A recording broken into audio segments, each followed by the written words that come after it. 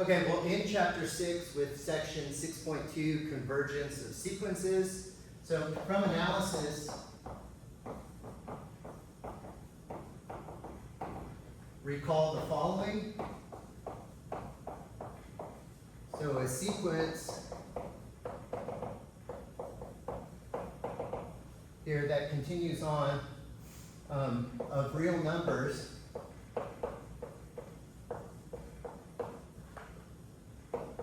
we say converges to a value x if for every positive real number, we'll call it epsilon, there is some natural number and not such that the absolute value of xn minus x is less than epsilon for all n greater than or equal to n naught here. And the notation we use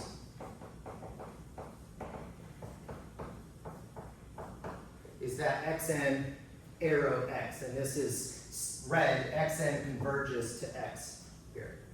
Okay, so we can extend this to a metric space. So let xd be a metric space, and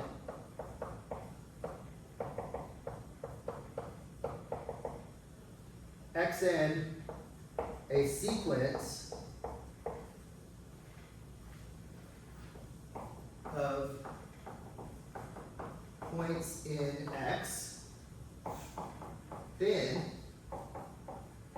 xn converges to a value x in our bigger set if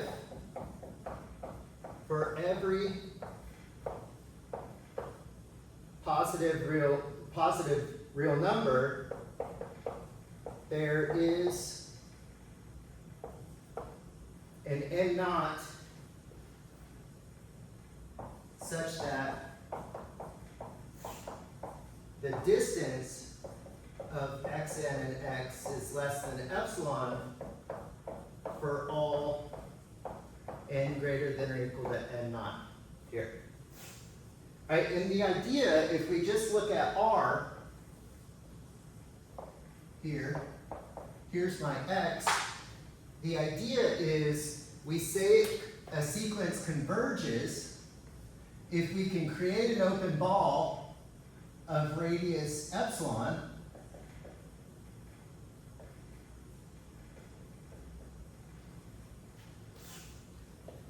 and what happens is if we can find a natural number where all of the points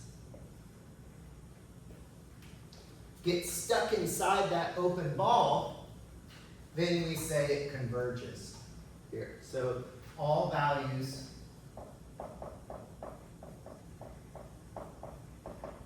this is not mathematical, get trapped in my epsilon ball around x. Okay, so proposition 6.2.2, and this is found on page 142.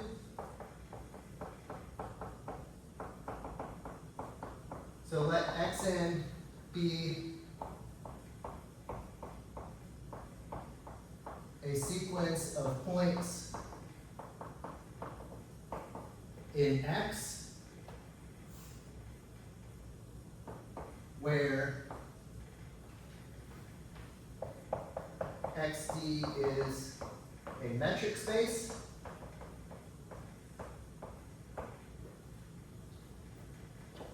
then if xn converges to x and xn converges to y, then it must be the case that x equals y. Here. So I did write this proof down, but I think it's a very easy proof to follow here, so I'm going to go ahead and let you read the proof on page 142, arguing this statement here. If I recall, the author does prove this statement. If not, I'll come back and prove it, but it's a very easy proof. And we use a contradiction argument here. Just to save a little time. Our last video was a bit lengthy, so I'm going to try to shorten this one a little bit. So proposition 6.2.3 found on page 143. So let XD be a metric space.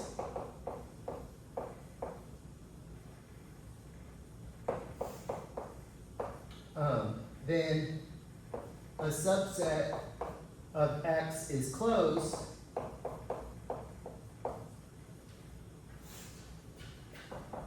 if and only if every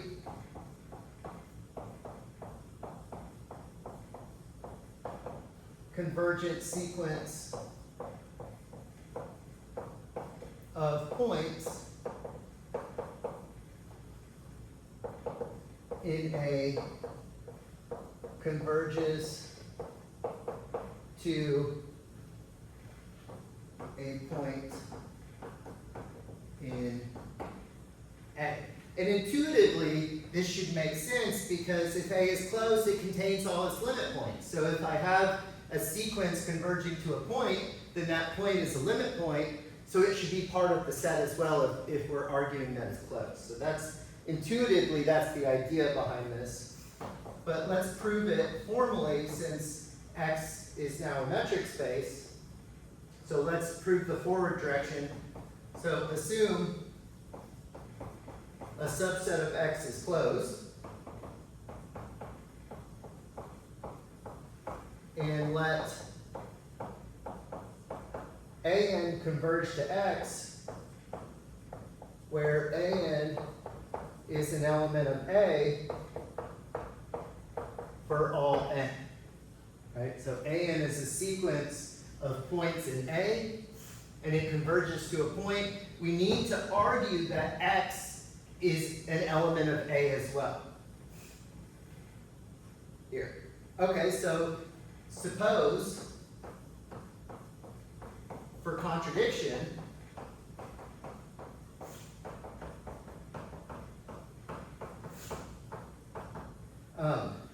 that X is not in A. Then X is an element of the complement. Now, the complement is open because A is closed, so we can find an open ball B epsilon of X with X in B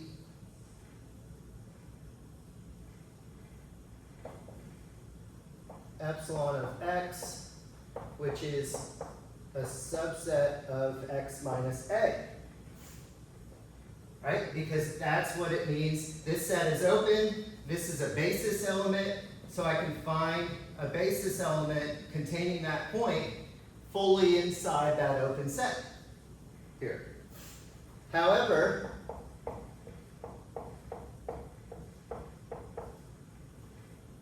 each AN is in A,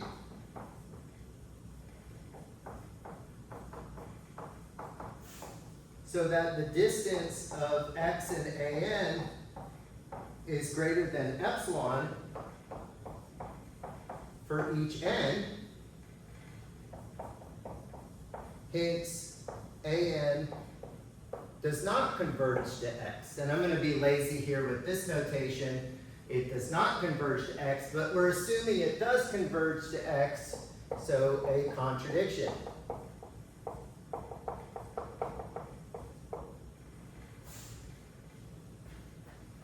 So x is in A as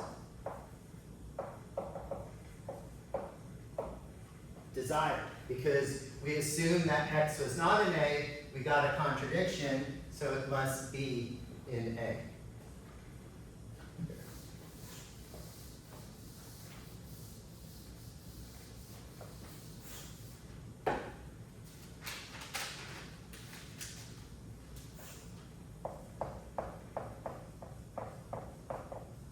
So conversely, assume that every convergent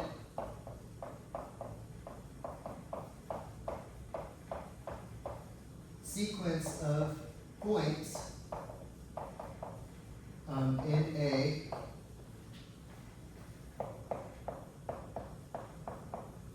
converges to a point in A, right? So now we're doing the reverse direction here. Okay, so again, for contradiction,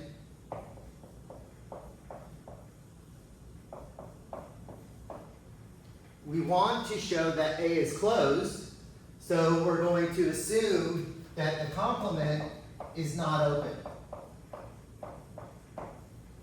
Because if it was open, then A would be closed. So let's assume the complement is not open. Then there is an element Y in the complement such that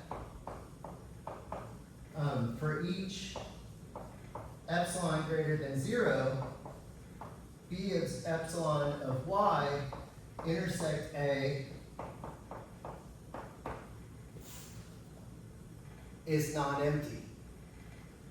Right? Because remember, if it was open, we could find a basis element fully sitting inside, right? There exists a basis element.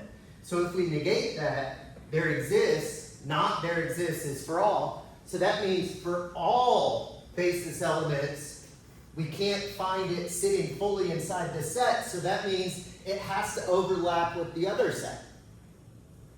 Right? So that means this intersection is not empty here. Okay, now we can define a special sequence. So define xn to be a point in this specific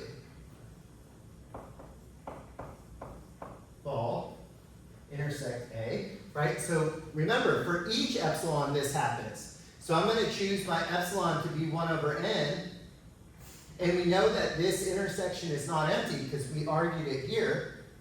And so there has to be a point. So for each n, for each different radius, let xn be that point here, because it's not empty. Okay, then it is easy to see that xn converges to y, and xn is in A for all n, but y is not an element of a contradiction.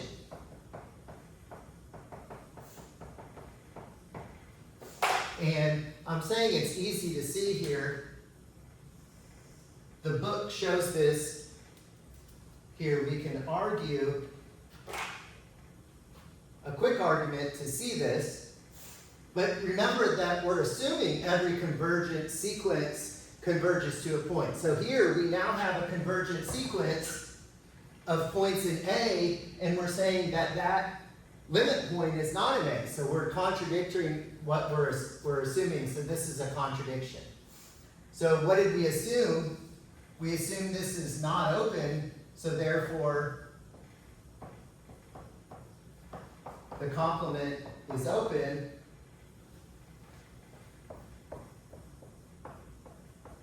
and hence A is closed.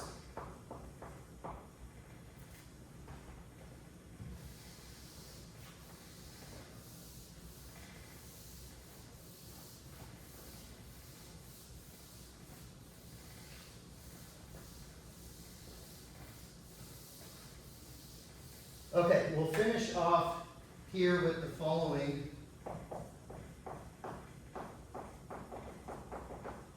Proposition 6.2.4, and this is on page 144, and it states the following. The mapping F from x tau to y tau 1 is continuous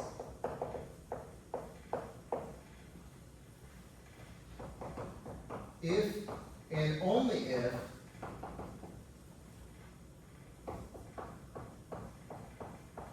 for every xn converging to x, we have f of xn converges to f of x.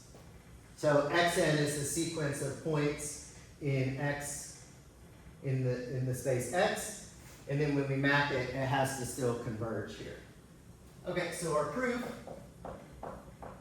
I'm going to do this a little different than the book. So assume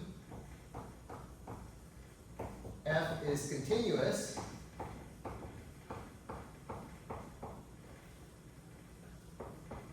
And let's let xn converge to x, where xn are in x for all n. Here. Now, let V be an open neighborhood, I'm going to abbreviate here, of f of x. Then since B is open, the pre-image, F inverse, the inverse image, F inverse of B is open in X and is an open neighborhood of X. Hence, there is some n naught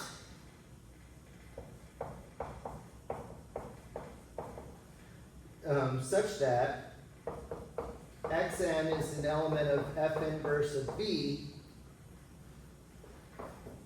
for all n greater than or equal to n naught. But this means f of xn is an element of B for all n greater than or equal to n naught, showing f of xn converges to f of x.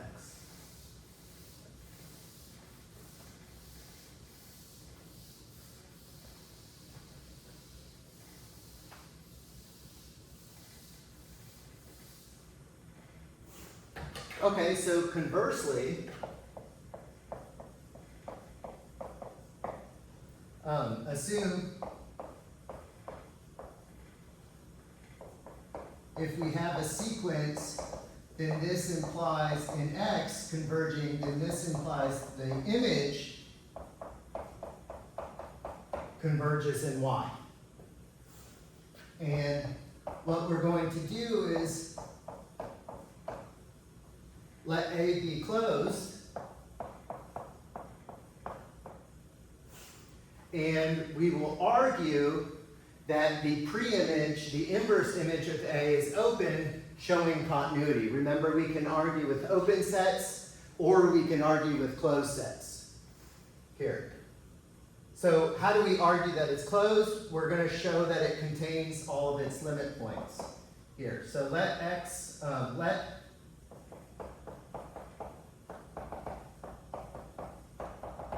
this be a sequence where xn is in the inverse image of A, such that xn converges to x in x, and we want to argue that x is in A. Now, f of xn converges to f of x because of the assumption, but since each f of xn is in A, and A is closed,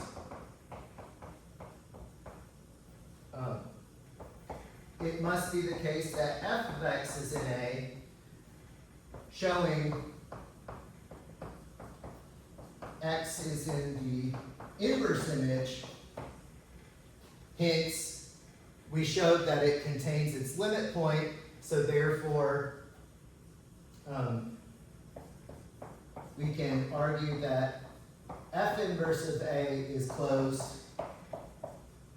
which means f is continuous.